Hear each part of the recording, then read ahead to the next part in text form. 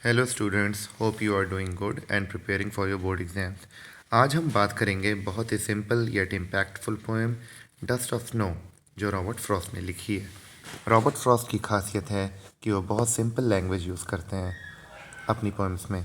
उनकी poems basically nature और human psychology या इंसान की लाइफ की स्ट्रगल्स जैसी चीज़ों के आसपास घूमती हैं। तो चलिए बिना देर किए शुरू करते हैं आज की poem dust of snow. It goes like this. The way a crow shook down on me, the dust of snow from a hemlock tree, has given my heart a change of mood and saved some part of a day I had rued. देखा आपने कितनी छोटी सी प्यारी सी simple सी poem है, लेकिन इसकी meaning बहुत deep है, बहुत ज़्यादा ही डीप है इसकी मीनिंग। यहाँ रॉबर्ट फ्रॉस्ट चाहते तो कोई भी बर्ड, कोई भी ट्री ले सकते थे। बर्ड्स जो बहुत ब्यूटीफुल हों, ट्रीज़ जो फ्रूट्स देते हों, बट पोइट ने यहाँ क्रो और हेमलॉक ट्री को सिलेक्ट किया है अपनी पोएम के लिए। इट मीन्स इस पोएम की मीनिंग काफ़ी डीप है। If we look on the first stanza, अगर हम पहले स्टैंजा की तरफ ध्यान दें तो हमें पता चलता है कि पोइट जिसका दिन बहुत ख़राब चल रहा था, वो डिप्रेस्ड फील कर रहा था, वो एक पेड़ के नीचे खड़ा है। पेड़ कौन सा है? हेमलॉक ट्री, जो एक पॉइजनस ट्री है, जहरीला पेड़ है जिसमें छोटे सफ़ेद फ्लावर्स होते हैं, फूल होते हैं। इस पेड़ की डाल पर एक क्रो कौवा आकर बैठता है और जैसे ही वो बैठता है, पेड़ की डाली पर जो स्नो है उसके कुछ फ्लेक्स, कुछ डस्ट पोएट पर आकर गिरते हैं। पोएट जो अपने डिप्रेशन में डूबा हुआ था, इस सडन नेचुरल एक्टिविटी से जाग जाता है और उसको यह एहसास होता है कि अपना वक्त ऐसे सोचकर ज़ाया नहीं करना है, अपना वक्त बर्बाद नहीं करना है। उसे एहसास होता है कि कैसे नेचर की एक छोटी सी रेगुलर होने वाली एक्टिविटी ने उसका बाकी का दिन बचा लिया, जो वो सोच कर ओवर थिंकिंग में बर्बाद करने वाला था। ध्यान देने वाली बात यह है कि हेमलॉक ट्री और क्रो ये दोनों ही बैड ओमेन कहलाते हैं। ओमेन का मतलब होता है स्टूडेंट्स फ्यूचर में होने वाली घटना। बोले तो बैड ओमेन का मतलब अपशकुन, अपशकुन।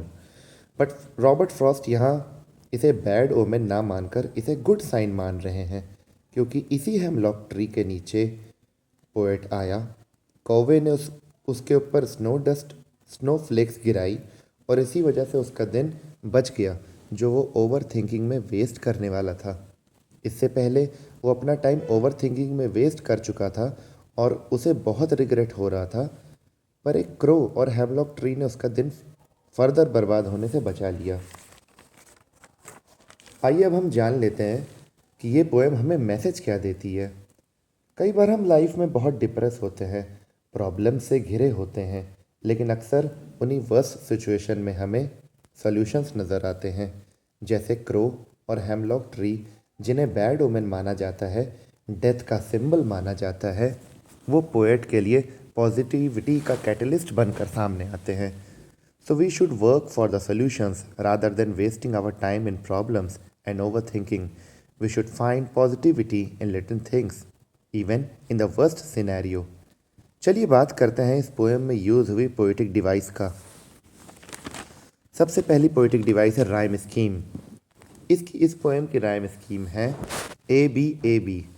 स्टूडेंट्स, राइम स्कीम का इस्तेमाल पोएट अपनी पोएम्स में करते हैं, और अगर आपको राइम स्कीम के बारे में नहीं पता है तो मैं बताता हूँ आपको।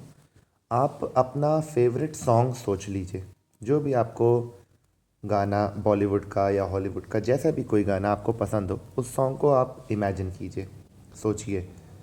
उसकी पहली लाइन के लास्ट वर्ड की तरफ ध्यान दीजिए।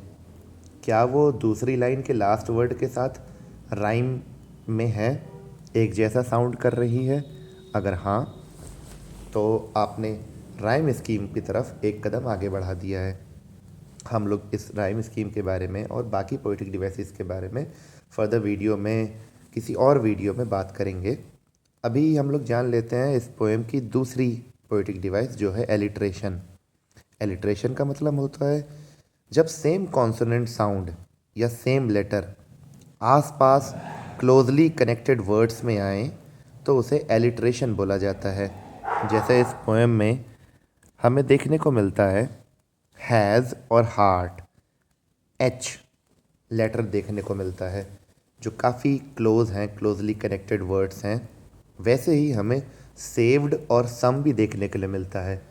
इन दोनों ग्रुप ऑफ वर्ड्स में हमें एच और एस देखने के लिए मिल रहा है, एंड यही साउंड भी आ रही है हमारे पास, एस साउंड और एच साउंड। तीसरी पोएटिक डिवाइस की बात कर लेते हैं, तो ये है इंजैम्पमेंट। इंजैम्पमेंट का मतलब होता है जब पोएम की एक लाइन, सेम सेंटेंस, बिना किसी पंक्चुएशन मार्क के नेक्स्ट लाइन में कंटिन्यू हो जाए। जैसे कि इस पोएम में आप देख सकते हैं, फर्स्ट लाइन के लास्ट में, सेकंड लाइन के लास्ट में, थर्ड लाइन के लास्ट में कोई भी पंक्चुएशन मार्क नहीं है। और इन लाइंस को पढ़ने के बाद आपको ये महसूस होगा कि पहली लाइन दूसरे लाइन में, पहला सेंटेंस दूसरे लाइन के सेंटेंस में कंटिन्यू हो रहा है। इसको इंजैम्पमेंट बोला जाता है। सो आई होप आपको ये पोएम अच्छे से समझ आ गई होगी। मैं इसी तरह आपके लिए बाकी के चैप्टर्स एंड पोएम्स के एक्सप्लेनेशन ऐसे ही लाता रहूँगा। All the best for your board exam. Thank you.